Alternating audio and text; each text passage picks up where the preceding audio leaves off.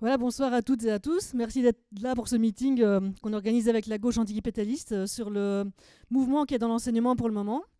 Donc pour nous, c'était important d'organiser ça ce soir parce qu'on est en train de vivre une séquence qui est inédite et assez chouette à plusieurs titres, hein. Donc d'abord, ça fait du bien de voir un mouvement qui marche dans ce contexte de merde dans lequel on est plongé depuis longtemps. Donc merci aux acteurs de l'école de se bouger comme ça et de nous redonner la pêche alors qu'on en a bien besoin. Ça, c'est une première chose. Ensuite, c'est aussi parce que le mouvement dans les écoles, on n'en a plus un comme ça depuis des dizaines d'années, depuis les grèves de 96, en fait, avec un mouvement aussi déterminé et qui tient sur la longueur, puisqu'il faut quand même rappeler que c'est aussi les profs qui étaient les premiers à se mobiliser contre les gouvernements Azur et Arizona. Donc ensuite, on voit aussi l'intérêt d'avoir un mouvement qui s'élargit aux différents acteurs de l'école. C'est pas que les profs qui sont en lutte, c'est aussi les parents, c'est aussi les élèves qui s'impliquent dans le mouvement. Peut-être même, vous êtes distorsionné, mais on en parlera tout à l'heure, mais peut-être même plus qu'en 96. J'ai l'impression qu'il y a des connexions qui se font comme ça. Voilà, donc ça fera partie aussi des discussions. Et puis aussi, évidemment, c'est un mouvement qui se mobilise contre les mesures du gouvernement Azur de la Fédération Wallonie-Bruxelles, qui est évidemment dans les mêmes veines que le gouvernement Arizona au niveau fédéral. C'est presque les mêmes partis et c'est clairement la même idéologie qui est derrière et les mêmes mesures d'austérité et de sape en fait de nos droits sociaux, de nos services publics. Et donc c'est super important qu'on puisse intensifier ces mobilisations-là, ce qu'on essaie de faire depuis presque 2 ans en fait maintenant. Et donc peut-être que le mouvement auquel on assiste maintenant avec le mouvement de l'enseignement nous redonne de la pêche pour aller un peu plus loin, en tout cas on l'espère. Et donc ce soir on va entendre différents acteurs de ce mouvement en cours. On va faire des bonds entre Bruxelles et Liège. Merci aux camarades liégeois d'être... Vous pouvez vous asseoir ici devant d'ailleurs, je vous vois dans le fond. Merci aux camarades liégeois d'avoir fait le déplacement jusqu'à Bruxelles. On va commencer peut-être d'abord par Célia Ponce qui est prof à Bruxelles et qui est aussi impliquée dans le mouvement L'école en lutte depuis très longtemps et dans Mars Attacks depuis que ça existe. Voilà. Ensuite, on va donner la parole d'abord aux parents de Liège qui viennent d'arriver ici. Bonjour à vous, à Célim et à Delphine, qui sont des parents Attacks donc du côté de Liège. Ensuite, on va passer la parole aux étudiantes de Bruxelles qui sont dans le front unitaire des élèves du secondaire en lutte. Et puis on termine avec un prof, Patrick de Liège, qui est dans le mouvement enseignant à Liège, délégué CGSP sur Liège. Et donc tout de suite, je passe la parole à Célia. Et donc vous avez une dizaine de minutes pour parler. Ah oui, et j'ai aussi oublié de dire merci à la zone neutre de nous accueillir ce soir pour ce meeting. Je vais faire passer un petit gobelet si vous voulez mettre un peu d'argent pour cet endroit qui est en fait une occupation temporaire avec des personnes sans papier. Et ça aide toujours d'avoir un petit fonds de solidarité. Donc n'hésitez pas à mettre quelques petites piécettes dans le gobelet qui va circuler. Je donne la parole à Célia pour une dizaine de minutes chacun et après on va faire un débat avec tout le monde. Voilà. Ah oui, ouais. Ok. Et Roxane arrive. Merci à la gauche anticapitaliste et au Jack du coup d'organiser ce meeting parce que je pense que c'est hyper important de se retrouver et d'en parler et hyper chouette d'être venu pour ceux qui sont venus. Donc merci et bonsoir tout le monde. Alors, j'avoue que j'ai des petits points et comme je suis la première, je voulais rajouter chez les autres, mais là je peux pas, du coup je vais essayer de pas être trop longue et après au pire on rajoutera.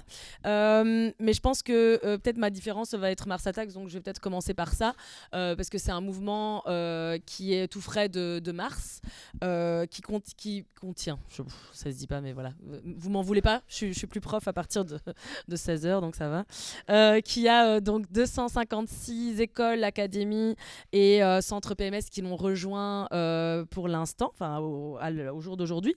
Mars Attacks, c'est quoi? C'est un collectif interréseau des acteurs actrices de l'enseignement de la Fédération Wallonie-Bruxelles. Donc s'il y a des flamands dans la salle, on vous attend. Et ça fonctionne en flamand aussi. Du coup, c'est une référence au fameux film de Tim Burton, pour ceux qui ne l'avaient pas compris, puisque les mesures et réformes engagées par la ministre de l'Éducation sont d'une violence inouïe pour tous les acteurs et actrices du secteur. C'est un mouvement qui est réellement parti de la base, qui vient d'une, deux, trois écoles. C'est nécessaire le micro en fait? Vous êtes sûr? Je suis prof, hein? Non, ok. Parce que ça fait bizarre, j'ai l'impression que petit à petit je vais vous l'enlever, vous allez même pas vous. Mais du coup, ouais, c'est ça qui est chouette, c'est que c'est vraiment parti de la base, vraiment de profs entre eux qui voulaient que ce soit un petit peu plus large. En décembre, en fait, on a déjà eu, avec École en lutte sur Saint-Gilles et Ixelles, une petite réunion avec des profs des environs à Bruxelles pour discuter de tout ce qui était un peu de désobéissance et tout ce qui était un peu, tiens, voilà, on arrête potentiellement les bulletins, les sorties, voilà, il y avait toute cette question-là. Nous, on est venu participer avec École en lutte et on était un petit peu frileux à la base parce qu'on s'est dit, ouais, il faut quand même avoir les parents et les élèves avec nous et peut-être que ça, ce sera pas top. Et c'est vrai que c'était un peu le début où on parlait de tout ça. On a commencé à en parler aux syndicats qui nous ont tout de suite dit, ah, c'est illégal, ça va pas du tout. Et donc, tu avais cette peur un peu de tous ces mouvements qui sortaient et qui n'étaient pas formellement liés au syndicat. Et en fait, finalement, ce mouvement-là, il a continué un peu à travailler dans les têtes de tout le monde et à être discuté, blindé. Janvier, février et mars, à un moment donné, émerge cette idée de créer un groupe tous ensemble et d'aller au-delà de pas de bulletin et pas de sortie scolaire, et en fait de pouvoir l'adapter à tout le monde. Donc c'était un peu le premier point. On essaye d'adapter à tout le monde, c'est-à-dire que si dans une école, c'est grève totale, c'est trop bien. Si dans une autre école, avec l'aide des parents et des élèves, en fait, on décide de donner les points du bulletin, mais pas de donner le bulletin. Bon, voilà, c'était toutes des questions qui se posaient, mais avec des petites actions qui partaient vraiment de ce qui était faisable sur le terrain. L'idée évidemment c'est de demander le retrait de toutes les réformes. Donc Mars Attacks pour l'instant a un super site internet, allez le voir, avec plein de choses, mais pas forcément beaucoup de revendications pour l'instant qui sont en dehors de celle-ci. C'est vraiment l'idée de retirer toutes les retraites. Non, on ne veut pas retirer les retraites, hein. De retirer toutes les réformes qui sont amenées depuis du coup 2024 par le MR et les engagés, et avec l'idée d'aucune négociation, que ça finalement les syndicats malheureusement le font très bien, et que là nous on ne veut pas se mettre là-dedans. Mars Attacks du coup a commencé à se répandre à d'autres villes, mais je laisserai ici Liège après en parler. Dans les dernières grèves, il y a eu cette idée de faire, d'appuyer et de soutenir tout ce que les syndicats appelaient à faire. Mais on a aidé, alors là c'est peut-être plutôt avec la casquette École en lutte, mais on a aidé à ce qu'en fait il y ait une connexion entre toutes les écoles et tous les piquets, en ayant avant ça appelé les camarades de Liège, parce que nous, même si on découvre pas les piquets, en fait on découvre quand même de devoir gérer à la place des syndicats quelque chose qui n'ont plus l'air d'avoir envie de faire. J'essaie de pas être méchante. Mais du coup, ici, c'était l'idée que je laisserai mes camarades de Liège expliquer. Mais voilà, qui veut aller soutenir quel piquet, quelle école en a besoin. Et en fait, on s'est rendu compte qu'il y avait vraiment énormément d'écoles qui n'avaient soit jamais fait de piquet de grève, soit jamais essayé de convaincre même les profs, les travailleurs de l'école de faire grève avec eux, ou qui avaient déjà fait un piquet, mais voilà, qui avaient peur cette fois-ci de ne pas avoir les forces et qui avaient besoin d'aide. Donc il y a un peu tout ça. Je pense que je vais bientôt m'arrêter là, mais par rapport aux revendications d'École en lutte, j'ai quand même envie d'en parler parce que ici, il y a toujours cette question, ok, on va demander la démission de Glatini, on va demander potentiellement la chute de l'Arizona aussi, évidemment, et de l'Azur, mais quoi après? Et c'est vrai que finalement, dans tout ce qui apparaît pour l'instant, c'est le retrait de tout, l'arrêt de tout, mais qu'est-ce qu'on veut à la place? Je regardais hier même une intervention d'une parlementaire du PTB qui disait enlever tout et ça ira mieux. Alors je comprends pourquoi elle l'a dit, mais en vrai ça ira pas mieux forcément parce que ça allait déjà pas dans l'enseignement. On est quand même face à une diminution du PIB, de la quantité du PIB qui est donnée à l'enseignement depuis 2011. On a fait le lien entre 2011 et 2024. En 2011, la fédération recevait 2,33% du PIB. En 2024, 2,13. Ce 0,20, c'est 1,2 milliard quand même, parce qu'on dirait que c'est pas grand-chose, mais c'est quand même 1,2 milliard. Et en fait, c'est plus ou moins le déficit actuel. Donc en fait finalement on dépense pas trop, c'est juste qu'on nous a pas donné assez et qu'évidemment le coût de la vie a augmenté. Donc clairement on était déjà dans un déficit, on avait déjà énormément de manque de moyens. Donc qu'est-ce qu'on demande avec École en lutte, et j'imagine que vous allez me rejoindre dessus, c'est juste que clairement vous allez avoir d'autres revendications à rajouter parce qu'il y en a toujours plein. On demande qu'il y ait un maximum de 15 élèves par classe. Alors là c'est quelque chose que le MR dément totalement en disant mais non, en fait être blindé blindé, c'est cool aussi, ça passe, c'est chouette, tout le monde a sa place en classe, c'est possible, c'est ok. Et en fait, il t'envoie Bruno Humbeck qui récemment et qui est dans le cabinet et qui dit mais non, en fait ça va. Et en fait, c'est toujours la même chose, c'est j'allais dire des revues scientifiques, des études scientifiques qui sont les seules à avoir lu, mais c'est pas grave. Un engagement massif de personnel, évidemment, parce que finalement, là, vous avez bien vu qu'ils veulent diminuer le nombre de profs, puisqu'ils veulent augmenter notre charge de travail. Donc, en vrai, 1300 emplois d'office qui vont sauter. Donc, un engagement massif de personnel. Et je crois que là, c'est important de dire aussi qu'en fait, on n'a pas besoin que de profs. Pour faire tourner une école, il y a besoin de logopèdes, de psychologues, d'éducateurs, ouais, j'en passe, de plein d'autres manques de personnel. Et en fait, on a tendance à les oublier et à diminuer aussi les financements qu'il y a dans les centres psychomédico-sociaux, alors que c'est super important, surtout depuis le Covid, où les jeunes ont souffert énormément. Des infrastructures salubres et de qualité, enfin, on est quand même toujours la majorité du temps dans des écoles où en été il fait trop chaud et en hiver on n'a pas de chauffage. Les banques, elles sont resplendissantes à côté, mais c'est pas grave, c'est normal. C'est dans cette société, on n'a pas les mêmes objectifs apparemment. Et alors évidemment la gratuité scolaire totale, là ils sont en train de la raboter encore, mais en vrai la gratuité scolaire elle n'a jamais existé en Belgique. Donc, ou alors je m'en souviens plus. Mais elle n'était pas là avant, donc quand on dit ouais ils sont en train d'attaquer la gratuité, c'est pas vrai, elle était déjà pas là. Le PS nous a fait croire quelque chose qui n'existait pas.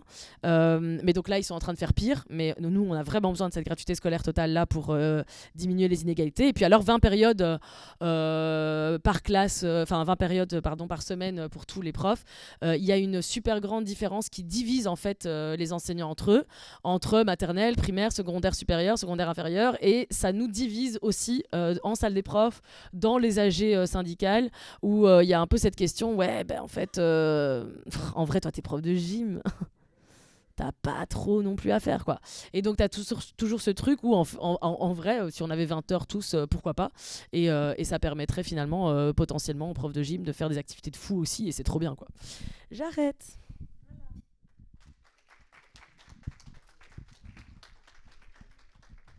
Merci Célia.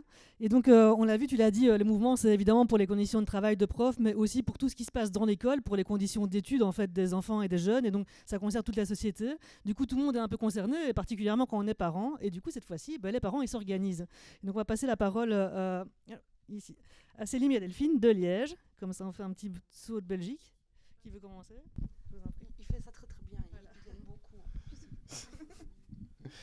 Oui, déjà, bonjour à tous, merci beaucoup de l'invitation. Je vais poser juste la question à Célia. C'est réglé tes histoires avec ton syndicat ou Parce que c'est assez important. Célia s'est pris la répression de son syndicat directement dans les dents et il y a eu un comité qui a été monté pour la soutenir. Et je pense que c'est important quand même de lui apporter un soutien clair et net. Voilà. On a reçu aujourd'hui la lettre d'exclusion d'une deuxième camarade, donc de Pauline. On a reçu la lettre officiellement. C'est exactement la même que moi. Donc c'est exactement pour le même motif, c'est-à-dire être membre d'École en lutte. C'est un syndicat pour eux. Et donc on ne peut pas être membre de leur syndicat et d'École en lutte. Et donc ils disaient vraiment exactement la même chose. J'ai dû, par souci lié à ma direction, m'affilier à la CEC la semaine passée. Et donc, en vrai, le comité, pour moi, va s'arrêter, je pense. Mais par contre, on va changer le titre et rajouter Pauline à la place de Célia, parce que finalement, va quand même falloir se battre et qu'elles sont en roue libre. Donc, les arrêter, quoi. C'est pas possible. Mais merci, camarades, en tout cas.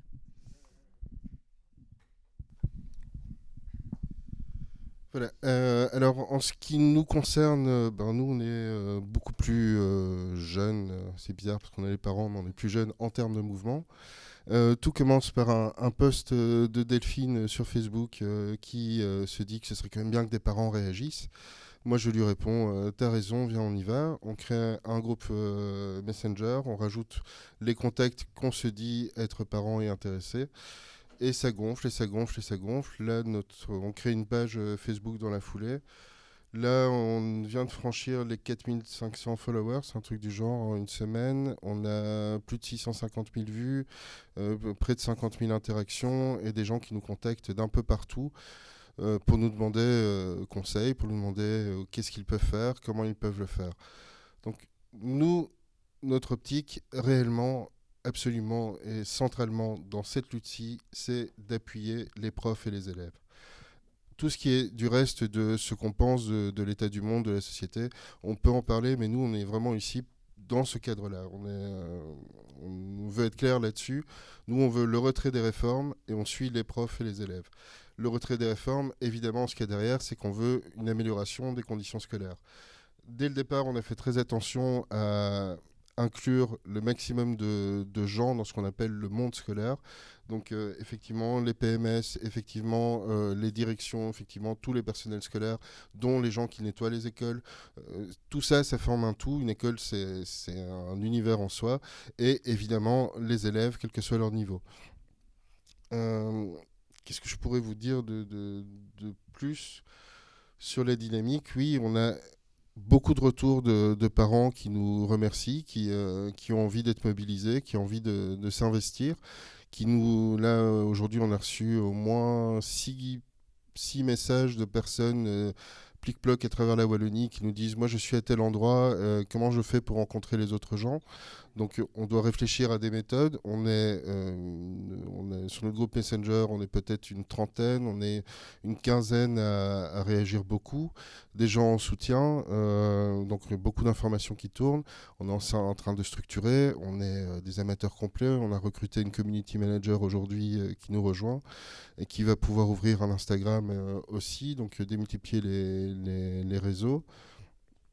On appelle au piquet, on appelle à l'auto-organisation des parents, on appelle à se faire dépasser le plus vite possible parce qu'on n'a aucune vocation bureaucratique quelconque, on n'a pas de bons points à donner.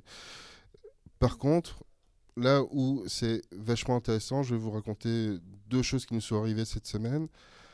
On a eu le témoignage d'un papa de jumeaux autistes qui nous expliquait comment les mesures du gouvernement allait détruire les écoles spécialisées qu'il avait enfin trouvées après une longue errance. Et donc ce sont des subsides qui sautent, donc ce sont des recrutements qui tombent, ce sont des équipes pédagogiques qui sont à genoux, et c'est du traitement particulier pour ces enfants qui étaient enfin épanouis, qui risquent de s'arrêter. Donc c'est une violence extrême pour lui et pour sa femme, parce que l'un des deux va devoir s'arrêter de travailler, l'un des deux va devoir prendre en charge de manière maximale pas juste l'éducation, mais l'accompagnement de ces enfants à besoins très spécifiques. Là où on pense, en tout cas, qu'on est dans une société où il serait légitime d'avoir quelque chose comme une école qui permettrait d'aider à toutes ces choses-là. L'autre chose qu'on veut vous raconter, c'est il y a 2 jours, à l'Athénée Royal de Spa, on a été contacté par une jeune fille de 15 ans qui voulait mettre son école en grève avec ses camarades. Ils étaient une 60aine. Ils n'avaient pas le soutien des profs, qui n'osaient pas. Ils n'avaient pas le soutien de la direction, qui ne voulaient pas. Ils n'avaient pas de soutien syndical qui restait. C'était un prof qui ne voulait pas la mobilisation. On leur a simplement répondu « On est avec vous ». Et ils l'ont fait. Donc voilà, c'est un peu à ça qu'on pense pouvoir servir, en fait, simplement. Il y a des gens qui attendent d'avoir une voix qui leur dit « Non, faites-le, tranquille, on est avec vous et on le fait, tiens un logo, vas-y, n'aie pas peur ». Déjà ça, pour nous, c'est quelque chose de très grand.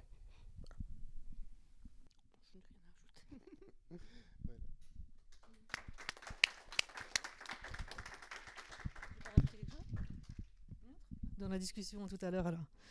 Ok, bah tu l'as dit, donc les élèves sont aussi mobilisés. Dans certaines écoles, il y a aussi une volonté des élèves de se mobiliser sur cette question. Évidemment, qui est-ce qui est en classe tous les jours? C'est les profs et les élèves, donc ils font partie aussi des premiers concernés. Donc on passe la parole à Suzanne et à Zoé. Je ne sais pas qui veut. Déjà, bonjour. Moi, c'est Zoé, Suzanne. On est de l'ACE, donc de l'autre côté de l'école, à Odorghem, dans une école pédagogie active. En début d'année, on a créé un groupe Antifa, AC Antifa. Et on a commencé vers vers avril, on a commencé à créer un FU, donc un front unitaire pour les écoles secondaires. Ça a commencé, on avait fait plusieurs actions avant la création du FU. On avait fait des actions pour la Palestine. Et aussi, on voulait faire des actions contre l'Arizona. notamment contre les réformes qui impactent nos professeurs et nous, l'année prochaine quand on sera à l'université.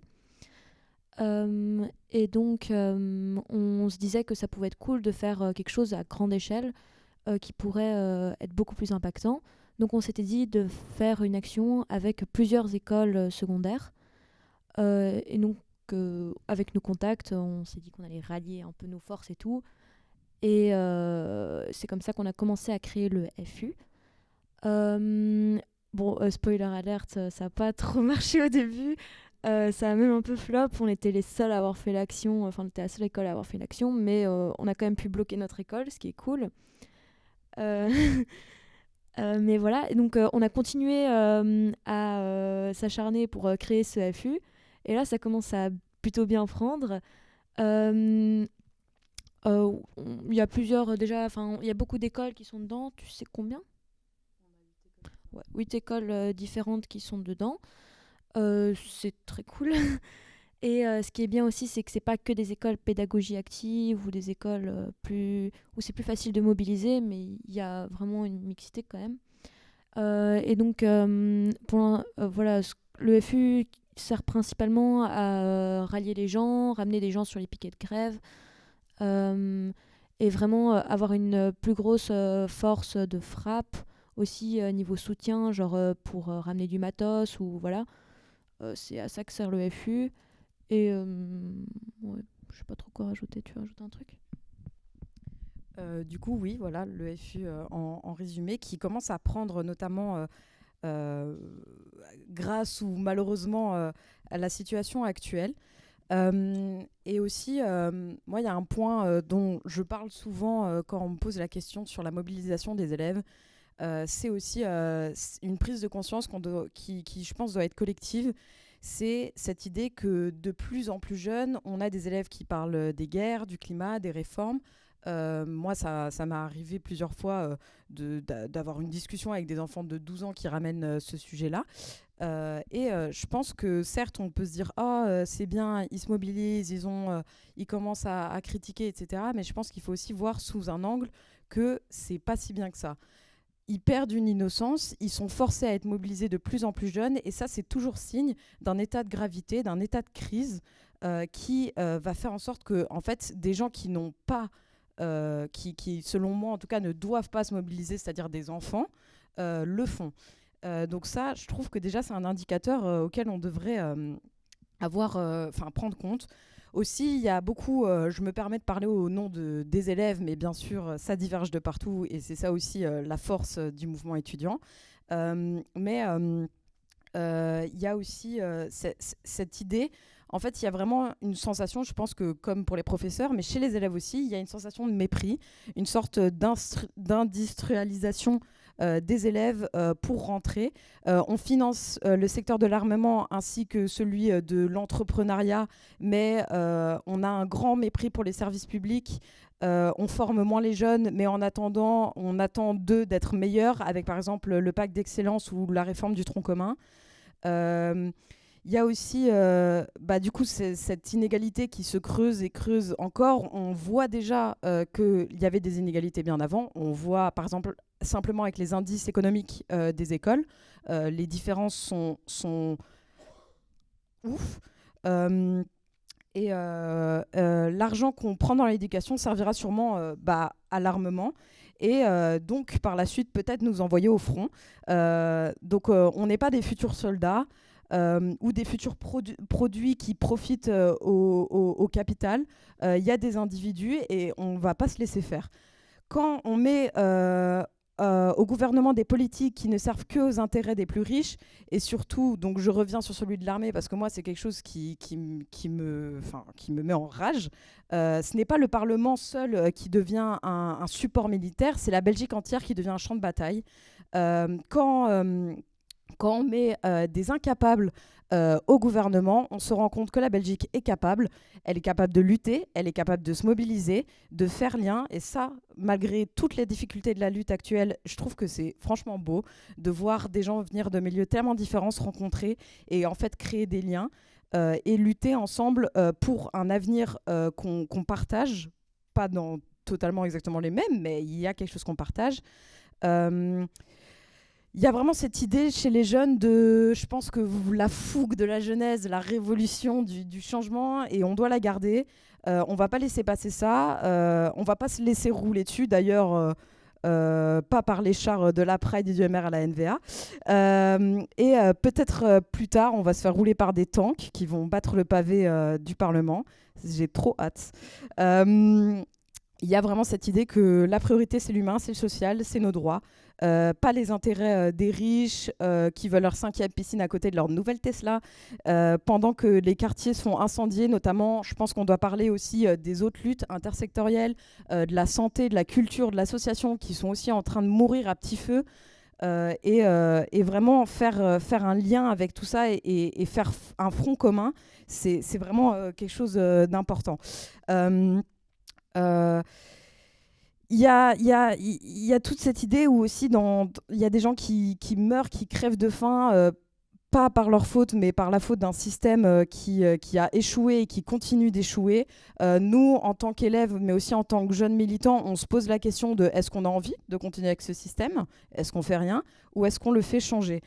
C'est pour ça aussi que je pense qu'il faut voir les actions des élèves comme vraiment importantes, notamment du fait que c'est important de mobiliser des élèves parce que c'est des futurs citoyens, et puis aussi, surtout qu'eux n'ont pas certaines restrictions telles que celui financier, enfin certains en ont, hein, mais moins les restrictions financières, de l'emploi, etc., sont tenues à certaines circulaires de neutralité dont je ne nommerai pas le nom.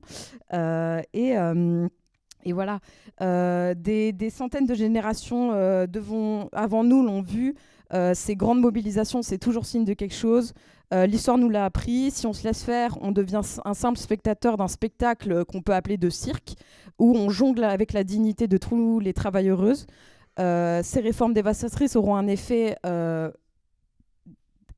qui est énorme. Je crois on s'en rend pas compte aujourd'hui, mais si elles passent, ces réformes, ça va être quelque chose qui va être irrémédiable, non pas seulement dans l'enseignement, mais toujours cette idée d'oppresser les services publics, de couper jusqu'à ce que, à la fin, il n'y aura plus rien à couper. Et à force qu'ils nous sortent tous ces réformes, où est-ce qu'ils trouvent toute cette énergie au final ? On se soulève pour avoir accès à nos droits et pour un jour espérer que le monde puisse avoir du pain, mais aussi des roses. Voilà.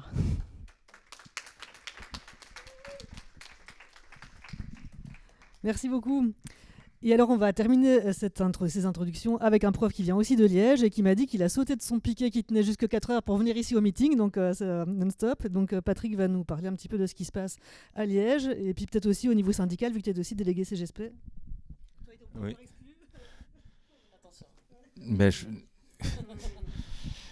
On pourra y revenir peut-être plus tard. Bonsoir. D'abord, voilà, je pourrais peut-être vous parler aussi des grèves de 96, puisque j'étais déjà prof en 96. Et donc, on a fait grève à ce moment-là pendant 4 mois. Voilà, donc, on m'a demandé d'expliquer comment ça a démarré à Liège. Puis je reviendrai peut-être sur 2-3 choses. Alors, tout d'abord, moi, évidemment, on est au courant pour Célia. J'ai soutenu, et beaucoup de délégués de Liège ont soutenu la campagne. Et on ne comprend pas bien ce qui se passe à Bruxelles. Mais la réalité d'une région à l'autre est très différente. Chez nous, alors il faut un peu les pousser au cul quand même, mais là maintenant, voilà, ils ont été lents en démarrage, mais maintenant que ça ils sont à fond derrière nous.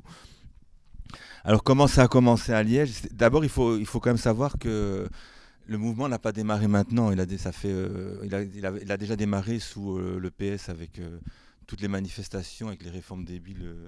Il y avait à l'époque où le PS et Écolo étaient au pouvoir, hein, en région. Mais notamment Liège, alors on est très combatif parce qu'apparemment il y a une particularité à Liège qui est qu'on a des assemblées générales syndicales tous les mois. Et donc tous les délégués et les affiliés sont invités à ces assemblées. Et depuis 2 ans, les permanents organisent des formations où on forme les délégués à expliquer les réformes qui vont avoir lieu, les impacts que ça va avoir. Et donc, on fait un travail de fond depuis 1 an et demi. et auprès de nos affiliés dans les écoles. Et donc les profs sont quand même bien au courant de ce qui les attend. Ça, c'est une première chose. Et par exemple, le 10 novembre 2025, il y a eu une manifestation, une grève d'un jour des enseignants avant les fameux 3 jours de grève 24, 25, 26. Et les permanents chez nous n'étaient pas très chauds parce que ils savaient bien que ça allait passer difficilement dans les autres régions, ce qui est vrai. Mais bon, voilà, l'AG a poussé, a demandé, a exigé que ce soit acté. Et il y a eu cette grève du 10 novembre et il y a eu 10 000 profs à Liège qui ont manifesté. Et je pense je crois qu'il y en a eu peut-être 2000 à Mons et c'est à peu près tout, quoi. Donc il y a vraiment ce combat qui est présent chez nous à Liège depuis longtemps. Alors, autre élément important, c'est que donc il y a plusieurs secteurs d'enseignement. Il y a la province, il y a le libre, il y a WBE, donc c'est l'enseignement officiel, et la commune et la ville. Et les villes, chez nous, les écoles de la ville vont être très très fortement impactées. À un moment donné, on parlait même de la fermeture d'une école parce qu'elle n'allait plus avoir assez d'heures pour pouvoir survivre. Donc les enseignants de la ville avaient déjà commencé à faire des piquets informatifs dans les écoles en décembre 2025. Donc il y avait quelque chose qui se mettait en place déjà à ce moment-là. Et puis juste au moment du dernier congé, juste avant ou juste après, la CSC a lancé un préavis de grève jusqu'au 30 juin. Et donc les écoles de la ville se sont engouffrées dans la brèche. Les profs de la CGSP de la ville de Liège ont demandé en urgence une AG et là ils ont obtenu une couverture de grève et donc voilà, plusieurs profs, donc les profs les plus militants, les délégués les plus militants ont été immédiatement contactés et le mouvement a démarré réellement à la rentrée, donc le lundi de la rentrée, donc c'était le 18 mai, c'est possible, le 12 mai, voilà, le 12 mai. Donc moi, j'ai fait un arrêt de travail dans mon école le 12 mai. Et puis, il y a quelques écoles qui ont démarré dans le centre-ville. Et alors, comment ça a pu fonctionner aussi vite et aussi bien? C'est grâce au réseau qui a été créé avec les profs les plus combatifs. On était une trentaine au départ. Et comment est-ce qu'on a fait? En fait, on a rempli un formulaire où on a mis chacun les moments de la semaine où on ne travaillait pas. Et donc, on a pu commencer à bloquer des écoles sans faire grève. Donc, par exemple, le mercredi, moi je commence à travailler à 10h30, et bien à 7h30, j'étais dans une école du centre-ville pour faire piquer. Et c'est comme ça que le mouvement a pu démarrer sans faire de grève, puisque la CGSP n'avait pas encore lancé le mouvement. Ils ont commencé à sentir qu'il fallait agir, et donc on nous a dit, c'est bon, on est couvert, mais il faut un préavis de 3 jours. Ce qui n'allait pas parce que le mercredi, moi quand je suis dans mon école, les profs ont voté le blocage de l'école le plus vite possible. Et donc le mercredi, c'est déjà trop tard pour demander le préavis pour le lundi. Et donc finalement, il y a plein d'écoles qui ont décidé d'aller, tant pis, on y va en bloc, on verra bien après. Il y a eu aussi un gros travail d'information sur le droit de grève, parce qu'il y avait beaucoup de profs qui avaient peur de perdre leur salaire, même en n'étant pas déclarés en grève. Donc on a retrouvé des informations un peu partout. Je reviendrai là-dessus si vous avez des questions à poser par rapport à ça, pour expliquer vraiment comment on s'organise. Et donc au départ, il y avait dans le groupe WhatsApp qui avait été créé, il y avait une quarantaine de profs. La deuxième semaine, le jeudi de la deuxième semaine, on était 700. Et là maintenant, je pense qu'on tourne autour des 1000-1500 et quasiment toutes les écoles du centre-ville de Liège et la petite périphérie sont bloquées depuis une semaine, quoi. On a été les étudiants. Alors il y a des grosses boîtes à Liège comme Saint-Servais pour l'enseignement libre. Eux, ils ont commencé le mercredi 14, alors si je ne me trompe pas, 14 mai. Je me perds un peu dans les dates, excusez-moi. 13 mai. Et la deuxième grosse boîte à Liège, c'est dans l'enseignement officiel, c'est Liège 1. Et là, il y a vraiment une culture élitiste assez forte. Et donc, les profs ont du mal à se mettre en grève. Ils ont fait nager, donc les délégués sont vraiment, vraiment très très militants. Les délégués ont fait nager, il y avait 12 profs sur une centaine, mais les 12 profs ont voté pour le blocage, on dit c'est bon, on bloque. Et alors la direction a dit ouais, enfin 12 c'est quand même pas très représentatif. Ils disent c'est pas grave, on bloque. C'est les rétos du lycée OAA, qui est pour la petite histoire une école à pédagogie active, qui sont venus bloquer l'école aussi de Liège. Et donc après on a pu s'organiser pour aller les bloquer tous les jours, mais il y a des écoles qui sont quand même plus compliquées que d'autres. Donc voilà comment ça fonctionne. Aujourd'hui, on a créé un réseau inter-réseau, inter-école, et on ne ressent, c'est assez étonnant parce que nous, on ne ressent pas du tout cette différence entre le DI et le DS. Par exemple, le degré inférieur, le degré supérieur, dans le secondaire, donc c'est dans le degré supérieur qu'on va ajouter 2 heures. Ben, on a très vite compris que ça va être 22 heures, soi-disant par souci d'équité avec les profs du degré inférieur qui font 22 heures, mais alors ben, dans le primaire ils font 26 heures. Et donc il y a quelque chose qui a fuité, on a appris que de toute façon c'était dans les plans de mettre tout le monde à 26 heures, et ça, voilà, ça a encore renforcé le mouvement. Et en fait chaque intervention de la ministre ou de la fédération, ça sert à mettre de l'huile sur le feu, à renforcer le mouvement. Par exemple, les 22 heures, c'est pas encore, le décret n'est pas passé, donc on ne peut pas, on ne peut pas les implémenter maintenant. Or, pendant les vacances, on a reçu les circulaires où on nous expliquait comment on devait faire pour les accepter ou pas les accepter, etc. Et ça met de plus en plus les profs en colère, parce qu'on sent vraiment qu'il y a une volonté de passer en force, de s'asseoir sur le droit, puisque tant que ce n'est pas voté, on ne peut pas mettre ça en place. Et donc, chaque fois qu'il y a quelque chose comme ça qui passe, bien, ça met de l'huile sur le feu et ça renforce le mouvement. Dans mon école, la première AG, on était 30 profs et on a voté la grève à l'unanimité. Mais on était 30 et il n'y avait pas 30 profs qui étaient prêts à faire grève tous les jours on a voté jusqu'au 30 juin quand même. Donc, c'est assez compliqué. Mais au fur et à mesure des piquets, et alors là je te rejoins, il y a des jeunes profs, c'est la première fois qu'ils font grève quasiment, c'est leur premier piquet. Donc il y a vraiment un gros apprentissage. Enfin, c'est vraiment super excitant, quoi. Donc, de ce qui est en train de se passer. Et donc, de plus en plus, les gens disent « Ouais, mais ça va, finalement, je veux bien faire 2 jours de grève. Finalement, je veux bien faire 3 jours de grève. » Et donc, au début, on a dû demander de l'aide parce qu'on a une grosse implantation avec des entrées un peu partout. Et là, ça fait plus d'une semaine qu'on bloque l'école en autogestion. Et demain, on va pouvoir envoyer du renfort, mais notamment dans la grosse boîte à Liège, quoi. Donc, voilà pour la manière dont ça s'est passé. Si vous avez des questions plus précises, j'y répondrai. Alors la grosse différence avec 96, ce sont les réseaux, et qu'on a pu s'auto-organiser beaucoup plus facilement, quoi. En 96, il fallait chaque fois se déplacer d'une école à l'autre, les informations ne passaient pas vraiment, tandis qu'ici, avec les groupes WhatsApp et tout ça, on s'organise. Voilà, ce matin, pour donner un exemple concret, il y avait une école qui avait des difficultés en Angleur. La déléguée envoie un message, besoin d'aide ici, boum, on s'appelle, on a réussi à envoyer directement 3 personnes pour renforcer le piquet, et l'école a pu être bloquée toute la journée. Voilà, je vais m'arrêter là pour le moment. Quoi ?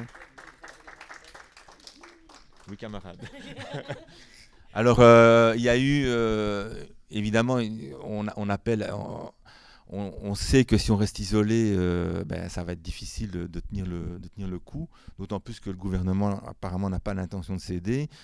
Mais par contre, il panique. Ça, c'est une certitude. Il commence à paniquer parce qu'il y a eu quand même un gros tournant la semaine dernière.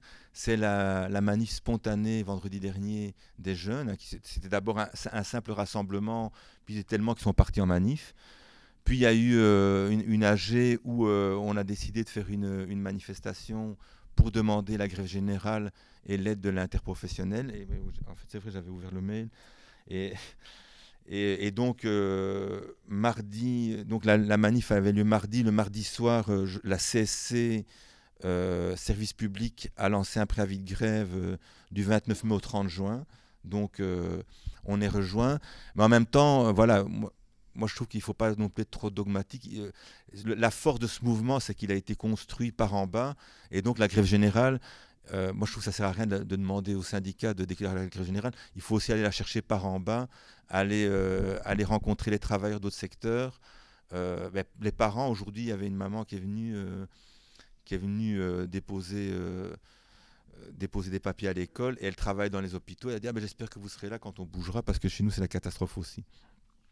Donc, le gros tournant, c'est la manif spontanée des étudiants, la manif de mardi donc, pour demander la grève générale.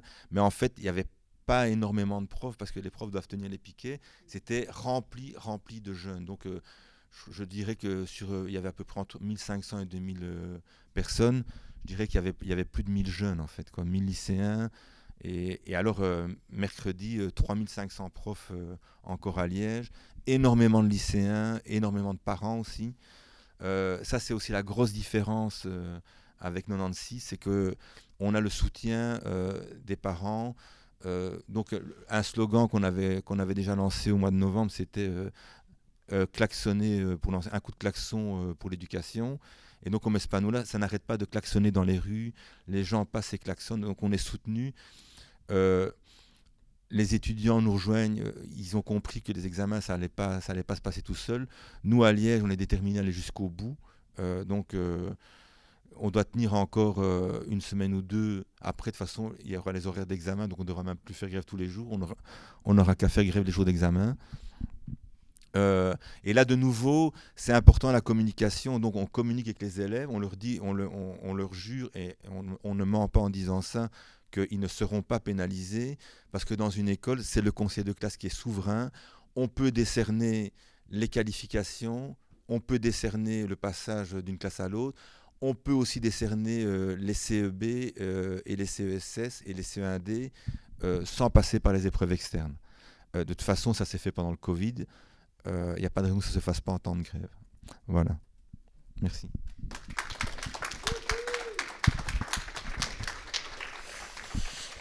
Merci. Et donc, voilà, merci pour ces interventions. Avant de passer la parole à la salle pour des questions, des interventions aussi et alimenter ce débat, je voulais juste dire un petit mot aussi sur la question du soutien interprofessionnel, parce que ça se passe aussi. Donc là, on parle du monde de l'enseignement, on parle des différents acteurs du monde de l'enseignement, mais il y a aussi des travailleurs, travailleuses dans d'autres secteurs qui se mobilisent en soutien, parce qu'on a dit c'est des mesures qui sont... là, par exemple, c'est le décret-programme de l'ensemble de la Fédération Wallonie-Bruxelles, qui concerne aussi tout le secteur culturel, toute la petite enfance. Donc il y a plein d'autres secteurs qui sont aussi concernés par ces politiques en FWB. Et évidemment, c'est la même chose que celle de l'Arizona.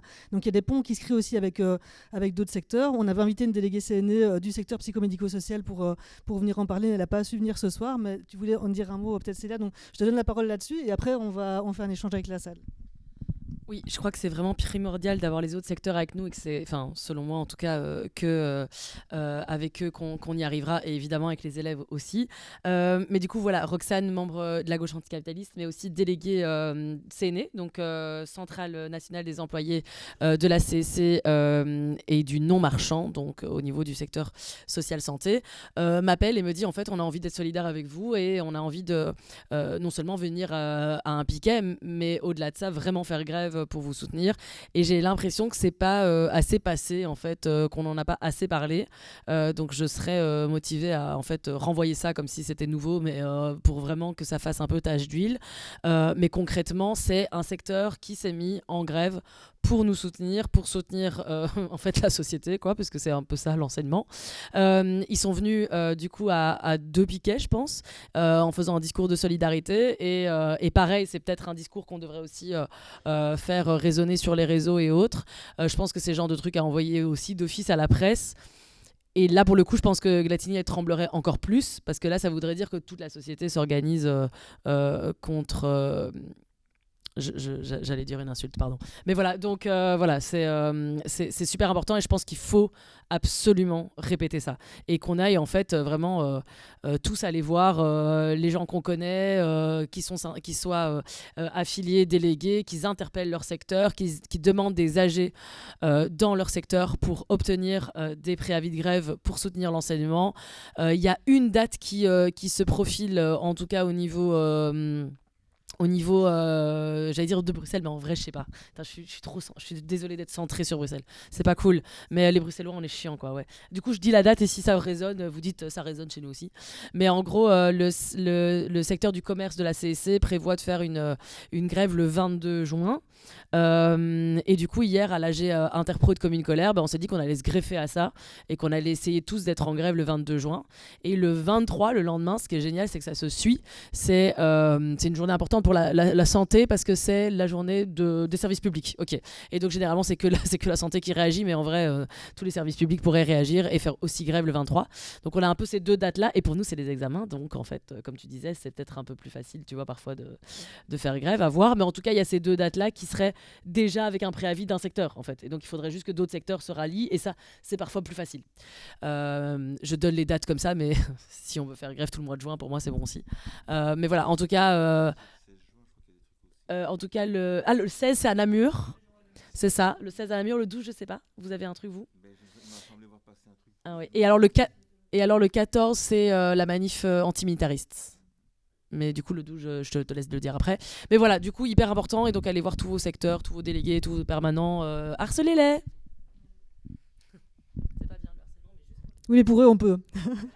Parce que comme on l'a dit, les grèves, ça se commence par en bas. Et c'est vrai que c'est comme ça qu'on peut construire aussi un mouvement. Là, on sent qu'il y a des étincelles, on sent qu'il y a aussi une volonté de solidarité et de construire cette solidarité, même si on ne sait pas toujours comment faire, même s'il y a des exemples dans le passé. En 96, on avait fait ça aussi. Et donc, c'est aussi des choses à réactiver. Et puis, à essayer, comme on a fait avec les profs ou avec les élèves. Il faut juste essayer et voir qu'est-ce qui prend. Et donc, quand même, pour le dire, ici, il y a des demandes de soutien dans les piquets à Bruxelles. Par exemple, pour demain, il y a l'école maritime à Molenbeek qui demande un soutien à partir de 7h30. C'est un piquet avec des profs et des élèves. Et alors, l'autre école qui demande le soutien pour demain, attends, j'avais marqué, c'était qui? Ouais, il y a aussi Saint-Boniface et Ursuline, et puis la Tenue Royale de Kuckelberg aussi. Et donc c'est des piquets qui ont besoin de renfort, et donc si ça vous dit de passer voir les piquets et les soutenir, n'hésitez pas à y aller demain pour ceux qui sont sur Bruxelles.